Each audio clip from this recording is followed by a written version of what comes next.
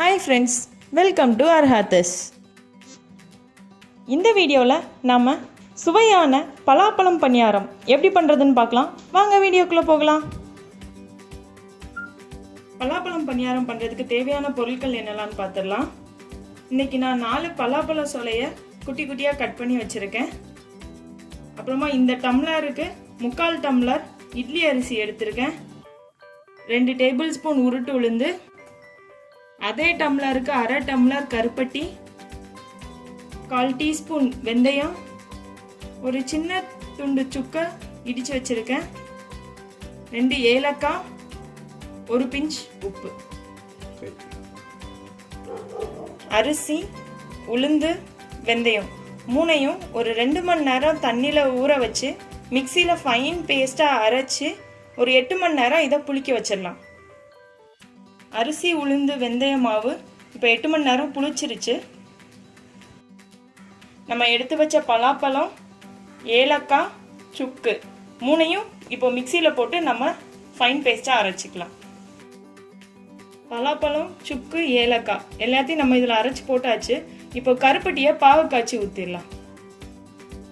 நம்ம கருப்பட்டி பாகு காய்ச்சதுக்கு கொஞ்சம் அந்த கருப்பட்டியில் கொஞ்சம் தண்ணி ஊற்றி ஸ்டவ் ஆன் பண்ணிட்டு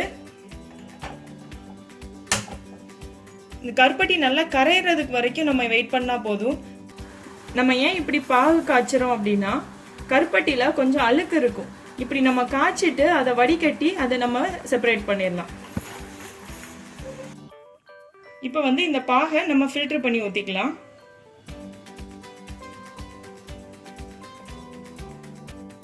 இப்போ நம்ம இதை கலந்து விட்டுறலாம். பணியாரம் பண்ணுறதுக்கு இதே மாதிரி கரண்டி எடுத்துக்கோங்க. அப்போ தான் நம்ம பணியார சட்டியில் ஊற்றுறதுக்கு வசதியாக இருக்கும். கிளறும் போது ஒரு பிஞ்ச் சால்ட் போட்டுக்கோங்க.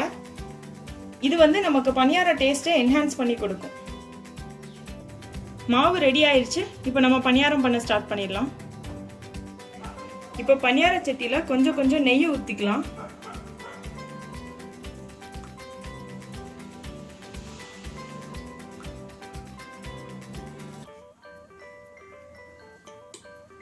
இப்போ நம்ம பணியாரம் ஊற்றிடலாம். ஃபுல்லாக ஊற்றாதீங்க, கொஞ்சம் 3/4 வாசி ஊற்றுங்க.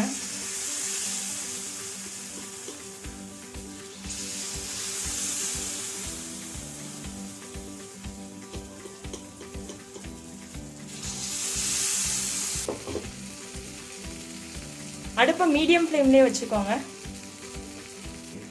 இப்போ ஒரு சைடு நல்லா வெந்துருச்சு. இதை நம்ம மாற்றி போட்டுடலாம்.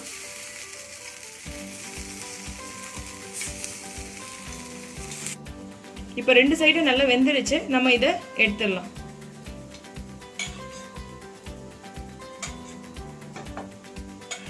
சுவையான பலாப்பழம் பணியாரம் ரெடி.